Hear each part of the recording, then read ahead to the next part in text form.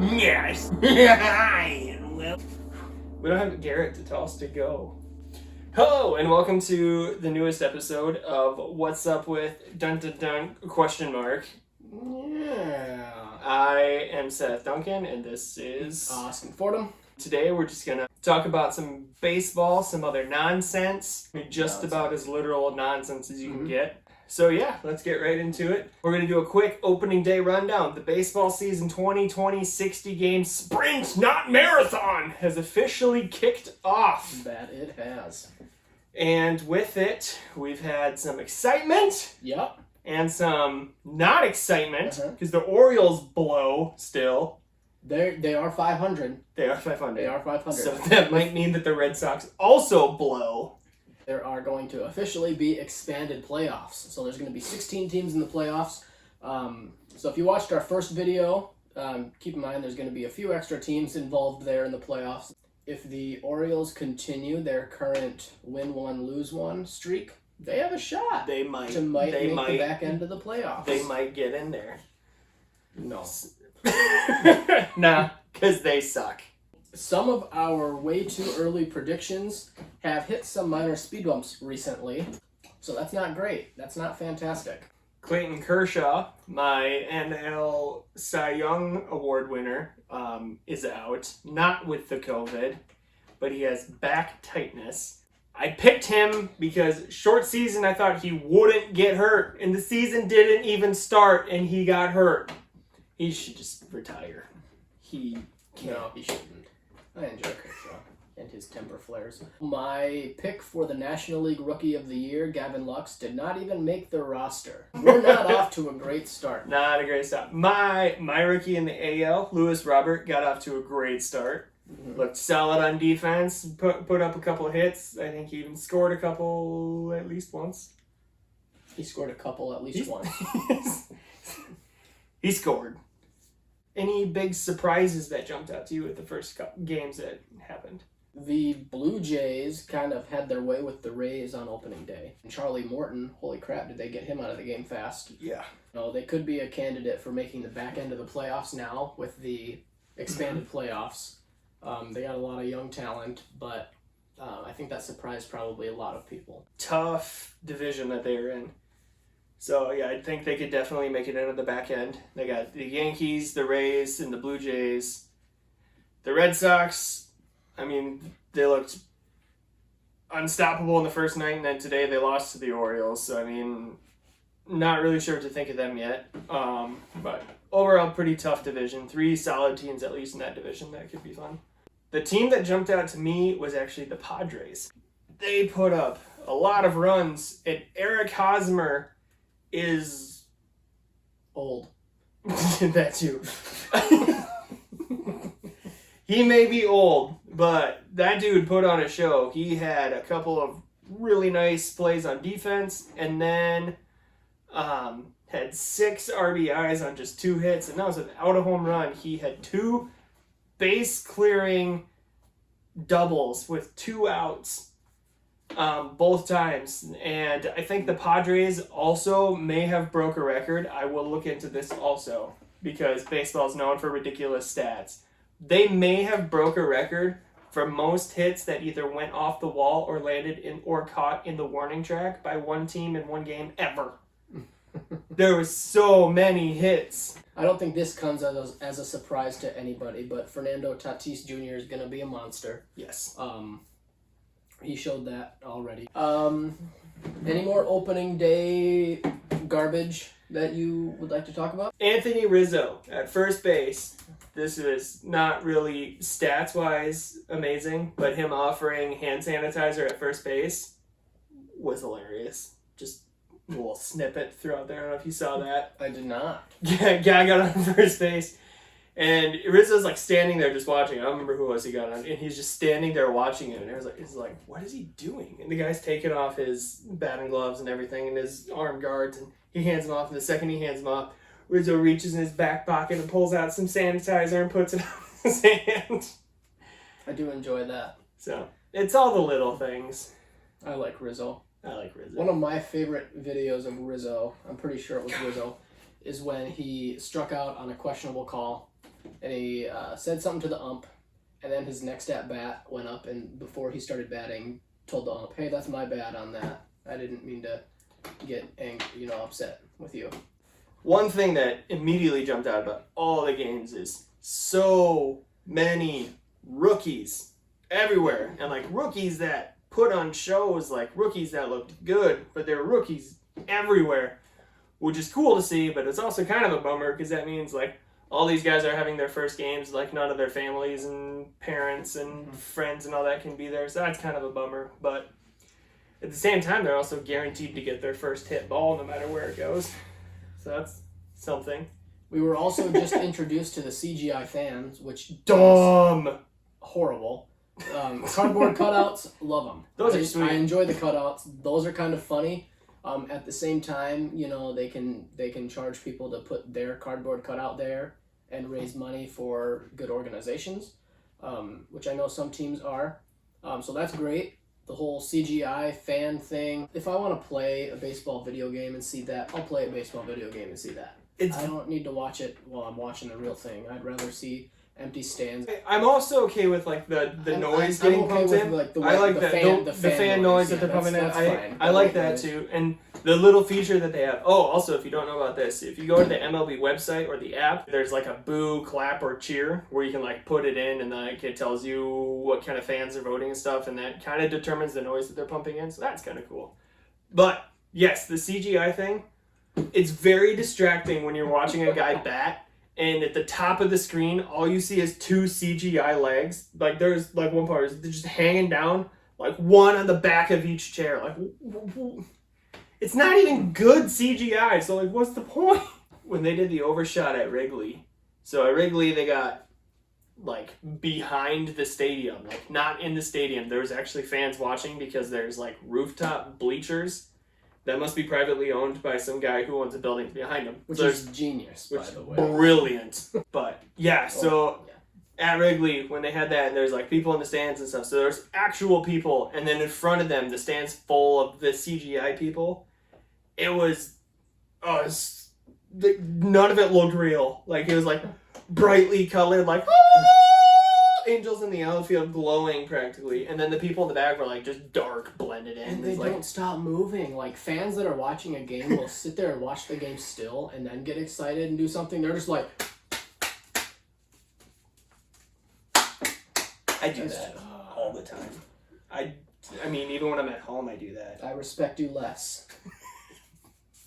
All right. So on that harsh note, Bryce Harper, get a haircut. That hair was terrible. Did you see that? That was gross. One thing I have noticed is that as a Yankees fan, I've watched their games. There is some longer Yankee hair, not like shoulder length long, but just like a little bit shaggier, not buzzed like they normally have as their protocol. So I thought that was interesting. I don't know if they're kind of stepping into the 21st century with the rules and allowing players to express themselves a little bit and show their individuality a little bit, I guess. I think part of it too might be the quarantine, COVID, everything too. Because like Clevenger today, who usually's got super baby faced, had this mangy looking beard thing. So I think a lot of them just have their COVID looks on. I thought his hair looked kind of gross too, Clevenger. His hair's always been gross. Yeah. It always has been, but the guy can pitch. Giancarlo Stanton hitting bombs. He'll probably keep doing that for at least a week and a half. I hope so. Maybe even like a quarter of the season before he gets hurt. Manny Machado still has a very punchable face. Yes. Yes. Alex Bregman as well. Yep. That didn't really change at all. I thought maybe with 9 months something would have changed, but both times when I saw him, I was like, no, you still have a punchable face. No. Some things don't change.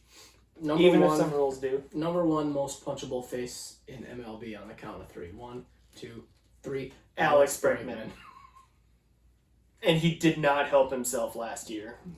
If the Orioles were a person, it would be Alex Bregman. Well, no, because the Orioles just suck at baseball. They're not like just jerks for no reason. I'll reword it. If the Orioles team or the Orioles could be put as a personality.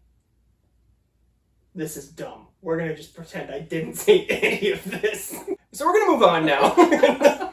Now, growing up as friends since forever, we've forever done a lot of random things. Some things genius, some things not so genius. But regardless of the quality of the idea, we've always had a lot of fun. So we're going to talk about some of the things that we've done, some of the games we've created. Basically, we want to give you guys an idea of who we are as dumb people, and why we're doing.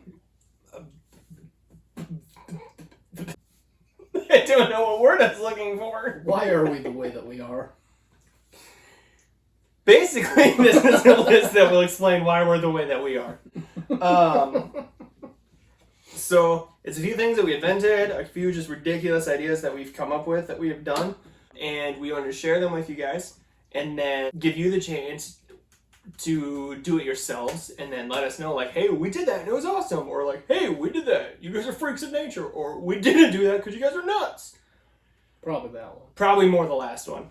But yeah, we want to give you a few things that we've done, just to kind of, it's going to give you a little glimpse of who we are. So if there's anything that you guys want to see us do, we can try to put together a video of it, of us actually doing it, so you can kind of see what it's like too. Also comment if you have anything that you guys do that maybe you think that we should try because it's something you guys came up with that you think is ridiculous.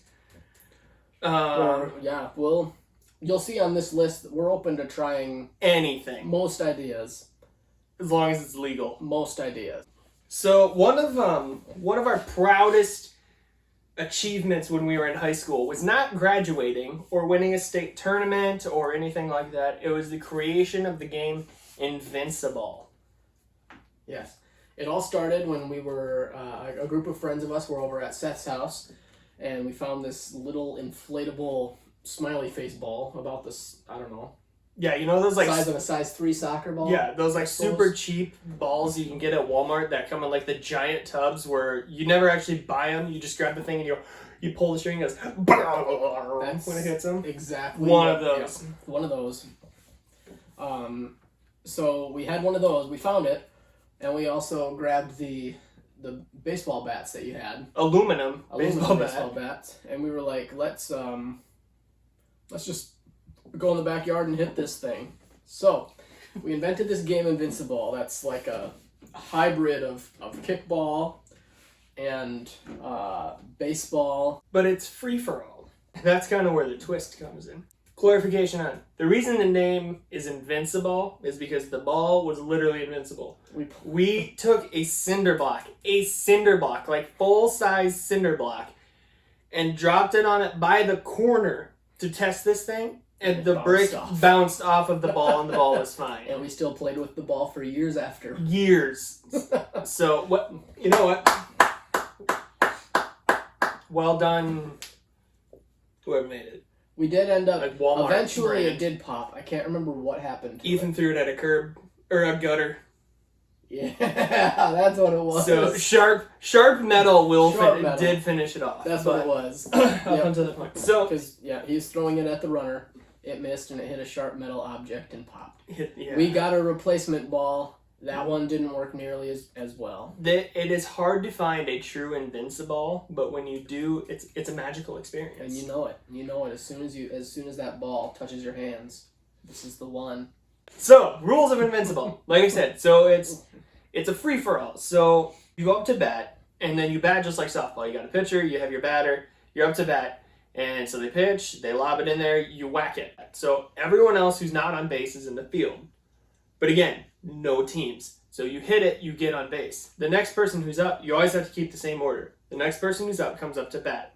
So when you're batting, you have two options. You can either whack it, try to just get yourself on base, or you can try to plot with the people on the field to try to get the person in front of you out. Where it gets tricky is at one point you can have 3 people on base. So you can have bases loaded, someone up to bat. So you got 4 people that aren't fielding. So you might be pitching and the only fielder at the same time. So that's where it can get real tricky. So that's how it works. This game created many a memory. There was one particular instance where it was homecoming, I think. We were all playing outside, and our band director, Mr. Johnson, shout out Mr. Johnson if you're watching, saw us playing, and he was like, "What are you guys doing?" And we explained the game that we were playing that we invented, and he asked if he could try, and so we let him try. He's wearing a suit. Wearing a suit. Wearing a suit. Wearing a suit. And for us, if you got it onto the road in the air, it was a home run. He cleared the road and put it in the yard of the school, which was across the road. On the first pitch. And then he just goes, This "Well, game's what's so easy." hard about this?" So that made us feel very inferior. So, that was one memory. A memory that I have is, so Austin has a That was gonna tendency be my to next be one. a slight rage monster. And when he gets angry, he kicks things. Usually not people. I don't think he ever actually kicked a person. I'd never kick a person. But it was always trees. I don't know why you kicked trees. Because they're there. Yeah, they were there. So one time, I think you got mad because you rolled your ankle. Nope. Okay. This Or is did what it happen happened. after that? I got mad because I was running to to that little tree, which was second base, and I think someone got me out with a super lucky throw, and I got mad and I kicked the tree. Well, I quite badly hurt my pinky toe, and so I hobbled off the field and went and laid down in your guys' sunroom because I was in a lot of pain. Okay, after the pain faded.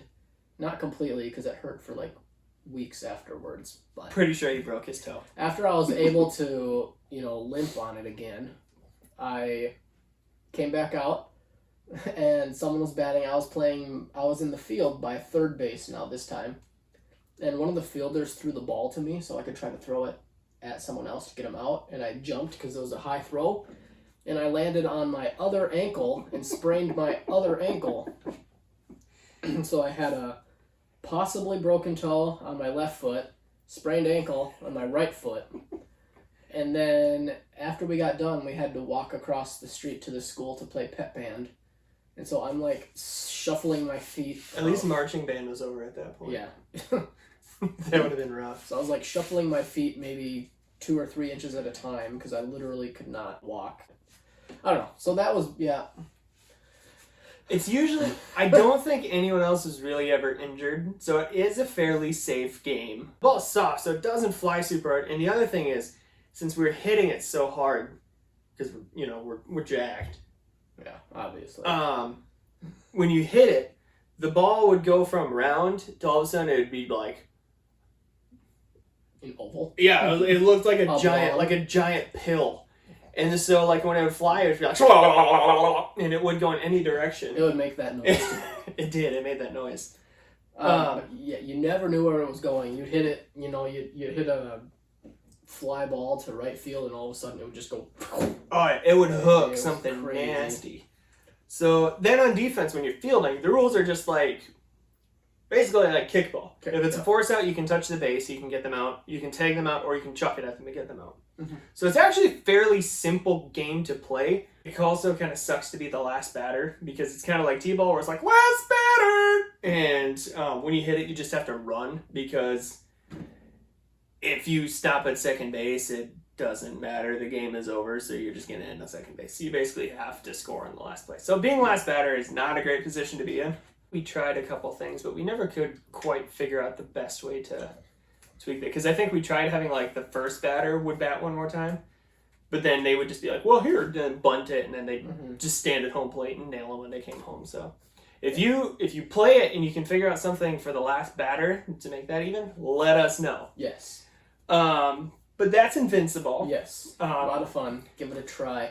Definitely give it a try. If you want to see us give it a try first, let us know. If you want us to write an official rule book, let us know. Ooh, we should just do that anyway. Yeah. And hey, if you want to play with us, Let us know. let us know. Yeah. If you're in Texas, it's probably not going to happen. No. If you're not near us, it's also probably not going to happen. But hey, it's worth a shot. So moving on to the next one. Another thing that we invented is a game that we like to call Murder Ball. Not a great title. But it describes it well. Kind of a violent title, but when you hear the rules of the game, you probably won't want to play this one. No. Or maybe you will. It's a lot of fun. We still play it when we have large gatherings of friends. We did, yeah. We did actually very recently play it. Mm-hmm. It's, I don't think we have any more welds from it. I think those are gone. Those are gone. Yeah, we also found out now that we can hit a lot harder because we ended up with ping pong ball shards all over. So, anyway, so let's explain this. first of all, the smaller the room you play in, the better. You want nothing fragile in the room at all, period, at all. Nothing. You want a room that you can make as light as possible or as dark as possible. Because there's a couple, depending on how you want to do it. So a murder ball is you take, I don't know, really as many ping pong balls as you want. There's really no set. The more you have, the better. The first time we played, I think we had 3 balls. The last time we played, we had 106, right? Yeah, because we had a 100-pack and then the 6-pack. And then the 6-pack, yeah. So really, the more you have, the better. Because some are going to break, some are going to get lost, and the more you have, the more the game just keeps moving on. So what murder ball is, so you kind of start trying to spread out as much as possible, but like I said, you want to try to be in a small room, so you're not spreading out a whole lot. It's best in the dark with a strobe light. That's fun. That's is the best way to do it. And then everyone has a ping pong battle, and then there's ping pong balls just all over the floor. Mm-hmm. From there, you go, and it turns into a game of mercy. You literally just wail on each other with ping pong balls as hard as you can until someone just gives up. You will get penalized if you make contact with someone with your paddle. So if you're swinging and you accidentally hit someone with your paddle, then it's a penalty. What the penalty is you have to stand up against the wall. Facing the wall. And every other player in the game gets 1 free shot at you. If they miss, it's like free throws. If you miss, all right, you missed. If they drill you, they drill you. And then once everyone's taking their shots, you move on, you start the game back up again. We've gotten quite a bit stronger lately, so there really hasn't been like winners and losers. It's just fun. It's more just chaos. But when we first started playing, it was a game of if you surrender, you lose. So it'd be the last one to surrender would win. Most of the time, the terms of surrender came to the point of I'm dying of thirst, so I need to pause so I can get a drink. But there's no pausing or timeouts. So you just be like, all right, I'll take the loss on this one. I need a drink. So this game was invented several years ago. I can't remember exactly how long ago. Middle school-ish, right? Yeah, like 10 years ago. Yeah, maybe 10. Yeah. Oh, I'm older than that. Yeah, it probably was about 15 years ago. Yeah. It was invented at our good buddy Ethan Sass's house. Shout out Ethan if you're watching. Fan word. And it was his birthday party. They had a combination pool table, ping pong table, stuff like that. And we were playing ping pong, and I think it just became more fun to hit the ball as hard as you can rather than play the actual game. And so it just kind of evolved from there into, let's just hit these at each other. Finding the right ping pong ball is tricky because if you get the super cheap ones, you can whack them as hard as you want and they don't go anywhere. But if you get the good ones, like a Penton, for example, if you hit it hard enough that you're making contact, and you got a pretty good swing, it's going to shatter into pieces. So finding the right ping pong ball is really tricky, or just finding the right, how hard you need to hit. Yeah, if you have a good swing and you hit the ball pretty good, you can crack the ball. But you don't want super cheap balls that don't fly because then they don't hurt and then that's no fun. Yeah, because otherwise it's just like, I got hit in the face. I got a love tap. Love tap! Baby, love tap! So that's Murder Ball. So it's good for any age. Yeah. Probably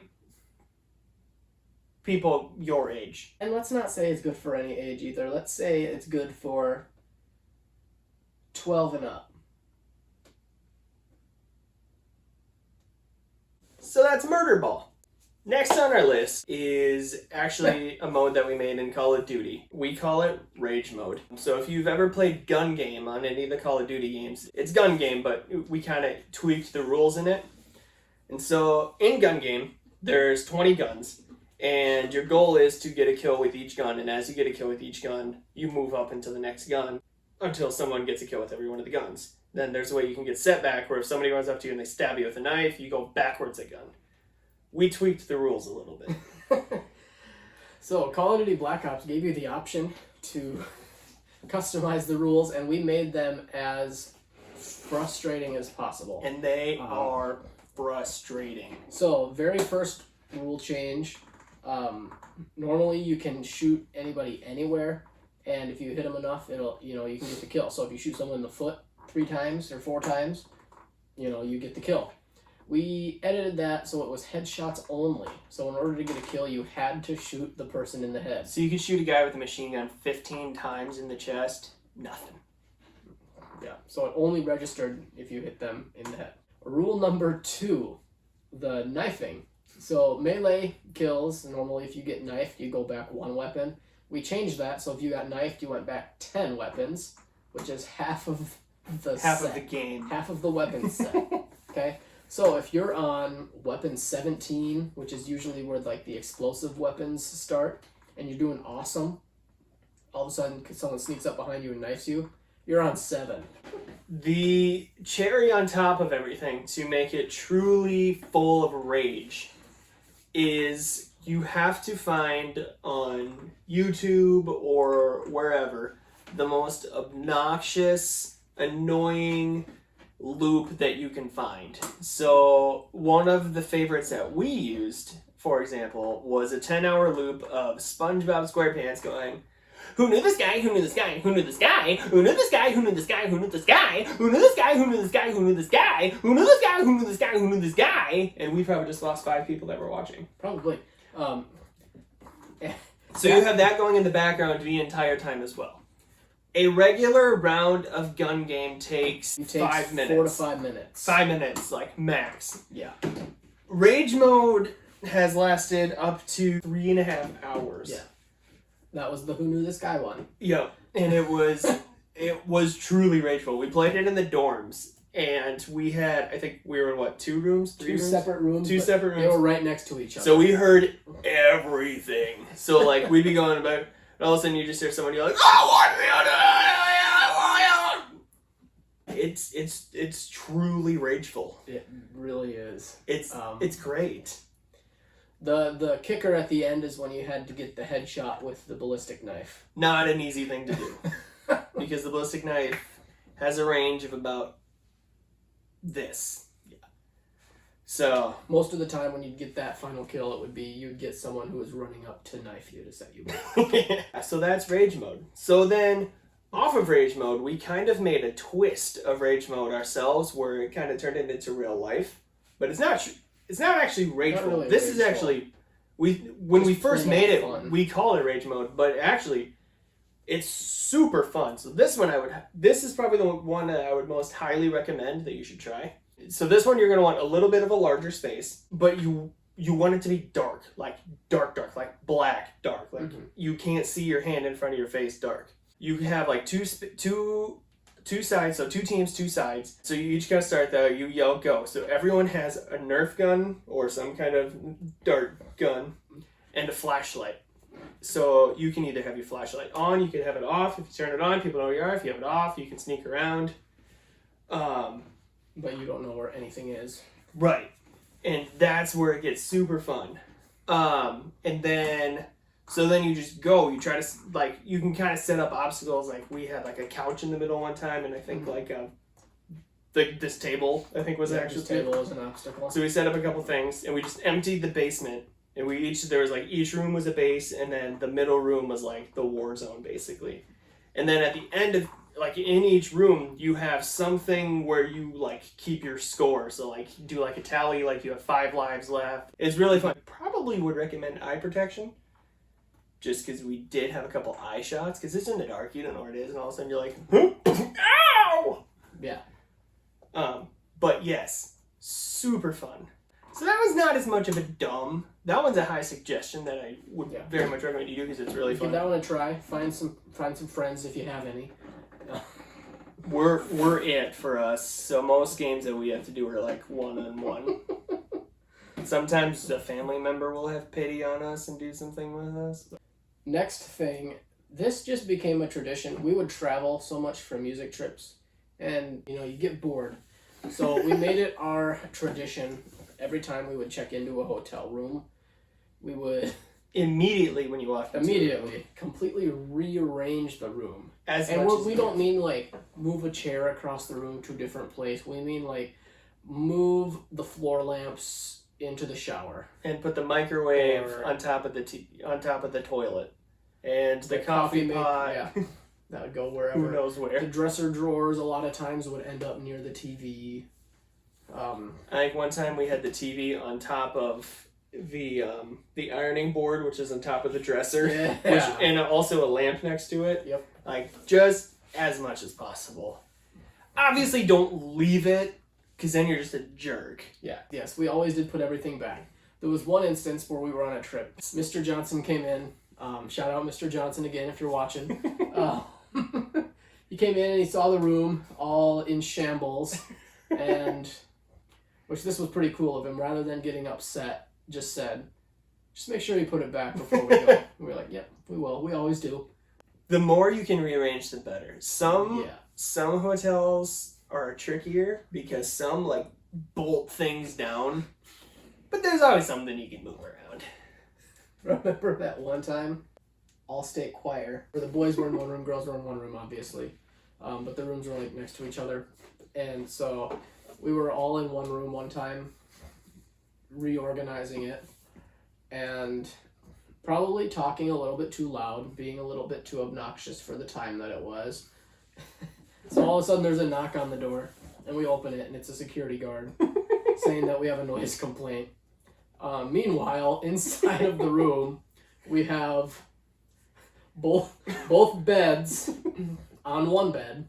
So it was just a giant stack of bed, and then we had the office chair on top of the bed, and there was a person sitting in the office chair on top of the bed. I think someone was between the mattresses, too. At one point, I don't think. At that point, I don't know if they were, but at one point, someone was. Yeah, we had like bed, person, bed. Chair person. Yeah, so.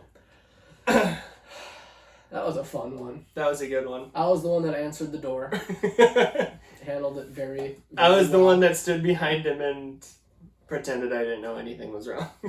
So that was an instance of hotel rearranging going wrong. So if you do that, just make sure that it's during the hours of the day that you can be obnoxious, or that you're not being super loud when you do it. Biggest thing is, do it, but put it back. Put it back. Don't be that person. The housekeeping people have enough to worry about. Put it back. Put it back. Like, take a picture, save it, lock it, Post it in the memory. comments. Yeah, send it to us. Show them off. Let us know. But put We it like back. it, but yeah, but put it back. Sticking with the hotel theme, another thing that we did, there was a group of us who, for a couple years when we were in high school, went to a youth conference. And it was held at the convention center in downtown Minneapolis. So, big city, small town boys. We clearly do not know how to handle ourselves around other people or in cities or just around people in general. So we had this brilliant idea where, hey, let's find just a bunch of ridiculous like superhero masks and stuff like that and just wear them, and we'll wear them everywhere we go. And this was not like a Comic-Con or like anything that had any sort of cosplay at all. Like this was like just a regular youth conference. Acquire the Fire, which I don't actually think exists anymore. Sadly. Thousands of people there. Thousands of people there. Like huge conference. And so there's a group of 5 of us that would walk in. You, Worley, Shaskell, Than. 1 year Than, 1 year Tyler. Yes. So 5 of us. 5. Yep. So, and we would have, so like, we had a Captain America mask, we had Darth Vader. We had Optimus Prime, a horse head, Iron Man. There's one I'm missing. Okay, let's go through them again. Optimus Prime, Captain America, Iron Man, Horsehead, Darth Vader. Anyway, that doesn't matter. So 5 guys walking around to this Do we conference. have a Hulk? We might have. I can't remember. No. Shoot. Bye, Mariano. So yeah, so we all had these masks, and we would walk into this convention. Like I said, thousands of people there, like high schoolers and like the chaperones and stuff. We did not have chaperones really. Well, it was like one of the guys' parents took us, and so like we were chaperoned, but like most of them had like a youth pastor that walked with them everywhere and stuff. Like for the most part, we kind of walked around the convention. Nobody knew what we actually looked like because we never took the masks off. Like I think that we wore them like to our seats, and then once it started, we would take them off like during the thing. But the second it was over, we'd have them back on, and like so like nobody knew what we actually looked like. But so we'd walk around downtown Minneapolis, like in the convention center, outside of it. I think there was like a boat show / like motors, like a big boy toy show going on at the same time too. Mm-hmm. Like in one of the other halls, there was like just tons of people there. And so that's also fun to do. People come up to you, like you're at Comic-Con, and they're like, hey, can we take pictures with you? We had so many pictures taken. So we had tons of just pictures with random people and stuff. So it's a great way to just get to know strangers, too. Or at least... It's also a great way to get a lot of weird looks. That was almost the purpose of it. Mm-hmm. We were like, I wonder what people will think. And it was a lot of fun, actually, just to see people's reactions. Bringing smiles to a lot of people's faces actually was that was pretty cool. It's one of those things where to most people it brought them joy of some sort. Mm-hmm. And then a few people you got like, oh, what the heck is wrong with those guys? But it's one of those things where if you do it, you can't really care how people perceive you or think about you or anything like that. But yeah, tons of fun. So during this time when we were there, we went back to the hotel, which was right next to the convention center, super convenient, and we went down to the pool. And with our masks, obviously, because you can't take them off just because you're going swimming. And we went and we sat in the hot tub. And for some reason, I don't even know why it was invented. Someone had waterproof Uno cards. They were like, just clear plastic waterproof Uno cards. Why that's a thing, I don't know. Where you can get it, I also don't know. I'm guessing like Amazon or eBay or something like that. Anyway, so we had a deck of waterproof Uno cards and a Frisbee. So there's 5 of us guys sitting in the hot tub wearing our superhero masks and a horse head, playing waterproof Uno with a draw pile floating around on a Frisbee. At one point we're sitting in there. Oh, and I think we also took the arm rail. So this is what I mentioned earlier. We were wiggling the arm thing because we were like, this is like really loose. The safety rail for when you're walking down into the hot tub. And then Whirly grabs it. He got under it with both hands and just lifted. And it just came right out of the floor. And so he's just sitting. The best part here, he's just standing there with this thing that he just lifted out like, oh my gosh, what do I do with it? Right when we pull it out, a couple of other people walked in to go swimming, and so he naturally just like shoves it under the water to hide the fact that we just dismantled the hot tub. The best part of the put it back, obviously. We put it again. Put it back.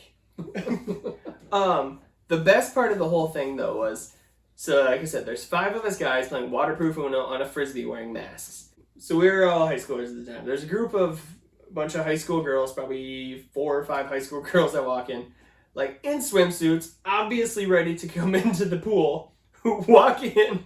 We stop and just stare at them. And we stop, we're holding Uno cards, and they walked out! They did not dip a single toe in the pool. They had every intention of swimming, because they were swimsuits ready, walked into the pool, saw us in our masks playing Uno. We offered to play with them, for them to come play with us, and they left. How rude is that? Very. We could definitely go on for a really long time Yes. about all of the dumb things that we were doing. So these are some of the highlights, I guess we We'll can probably say. do a part 2 to this because we did have a much longer list of things that we've done. But we narrowed it down because we didn't want the video to be 7.5 years long. 7.5 years, exactly that. Because this one only took a half hour, but the other half of the list will take 7.5 years. Yeah. So if you guys try these ideas, let us know. Let us know if you think that we're just crazy and there's no way you'll ever try that. That's fine too. Or if you have your own ideas or things that you do, or an idea that you have that you don't want to do but you want to see someone else do, let us know. We might do it, and we'll try to record ourselves doing it. As long as it's legal. You know what else is weird? Thinking that the Orioles have a winning record. They won't. They won't.